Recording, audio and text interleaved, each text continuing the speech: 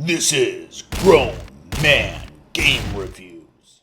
Okay, welcome back to another Grown Man Game Reviews. So, Sucker Punch decided to land a well-timed bomb on gamers when they dropped their Ghost of Tsushima Legends trailer a few days ago, and I've decided to talk about it. So strap up as I dive into the trailer and give you my impressions on it as well as the future of the game.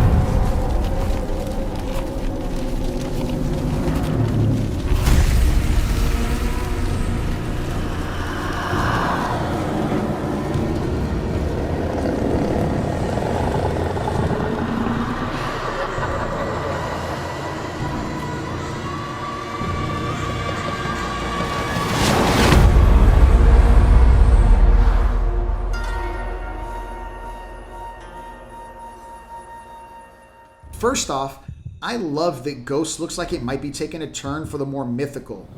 The dark red hue of the trailer suggests we'll step into a realm of fantasy, which is something the original game strayed away from for the most part. I'm excited to see how far they take this. Maybe Sucker Punch has you fight epic battles with creatures or demons from real Japanese folktales. Or maybe they create their own unique characters, demons and monsters with their own original backstories. Or who knows, maybe Sucker Punch could just shit the bed on this one and make you fight Mongols all over again but with friends. I mean, it wouldn't be a complete disaster, but it would be a huge letdown for myself and I'm sure other gamers alike. As for the multiplayer, what I've heard so far is that there's going to be a 2-player co-op mode with new missions, a horde mode where you can fight off waves of enemies with up to 4 friends, and a 4-player raid, which we can talk about more in greater length. But first, let's talk about the co-op missions. This one might be the most promising for Sucker Punch. Hear me out. You and a friend on a mission together to fight off whatever Sucker Punch is willing to throw at you, all entangled into a new story based around newly built characters. This has the potential to be something tightly scripted so that the immersion is still as genuine as the base game, yet still within the open world of Tsushima. I like a good story, and this part of the expansion has the best chance of giving us that. The 4-player horde mode will be fun, I'm sure, but if you've played one wave mode, you've played them all. There's less story involved in wave-based modes, and when playing with 4 players, things tend to get a little more messy, especially if they're not your friends. So while I'm sure it'll be fun hacking away through waves of enemies, I'm also sure that at some point I'm going to get bored of this mode, unless it progresses the story in some way. The raid is the wild card here. Little has been said about any of these modes, but even less about this one. All I know is that it's a 4-player raid you can play after you've beaten whatever missions are necessary to grant you access to it. If done well, this could be a game changer. What I'm saying here is that if Sucker Punch can make the raid fun, challenging, give it an interesting story within the game's narrative, make each class feel valuable, which we'll dive into more in a second, and make the rewards worth the grind, which means no more stupid headbands, then Sucker Punch might just break the mold and carve out a space no other single-player, story-driven game has done before. The trailer just dropped, so we can speculate all we want, but I'll be sure to keep my ears close to the ground on this raid mode. Like I mentioned in passing before, there will be classes in the upcoming expansion. 4 to be precise.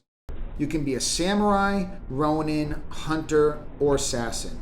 So here is where I have the most questions, and I'm sure they'll get answered the closer we get to release date, but that doesn't mean I don't have my worries. Jin Sakai was a well-rounded samurai, but let's be honest here, if you were anything like me, you either attempted a standoff with everyone in sight and just smashed through the scraps left behind, or you snuck around effortlessly stabbing people in the back until there was a few stragglers left. What I'm saying is the bow was an afterthought, and I'm assuming the hunter will be a bow specialist class. So how is Sucker Punch going to make playing a hunter satisfying? Because it wasn't during the base game, and I doubt most gamers will want to run that role when the expansion comes out. Second, where does the Ronin fit in? In the game, he was a hybrid, with some damage-based stats and some sneak-based stats. So he's part samurai and part assassin, but in the expansion, there's going to need to be more to this class than just a hybrid role. Because if you really want to be a samurai, you'll just pick, well, the samurai class. And if you want to sneak around doing your stabby stab thing, then you're just going to want to play the assassin. I hope Sucker Punch has something up their sleeves, because so far 2 of these classes seem like the runts of the litter. And what about abilities? In the base game, most of your abilities you unlock cater to the samurai with stances and the combos built into them, or assassin, which was basically all of the ghost menu options. Being a hunter was literally one option with 2 upgrades. So here's to hoping that Sucker Punch revamps the upgrade menus with specific upgrades for specific roles.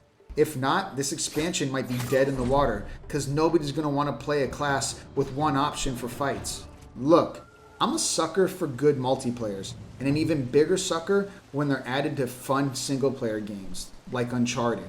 So I have my hopes up. When I reviewed Ghost of Tsushima, I gave it a 7.8 because I thought it was a good game, even with its flaws. If Sucker Punch does this expansion successfully and does something new and unique, I might have to change my opinion of this game. The trailer looked promising, so now we'll just have to wait and see what's next. The expansion is set to drop this fall for free, and I'll be waiting in anticipation like I'm sure the other gamers who enjoyed the Ghost of Tsushima will as well. Until then, I hope you enjoyed my commentary and thoughts on the expansion. If you did, please hit the like button, leave a comment below if you want to talk about the expansion and the trailer, and subscribe to the channel if you want to hear more. Until then, peace out. This is foolish.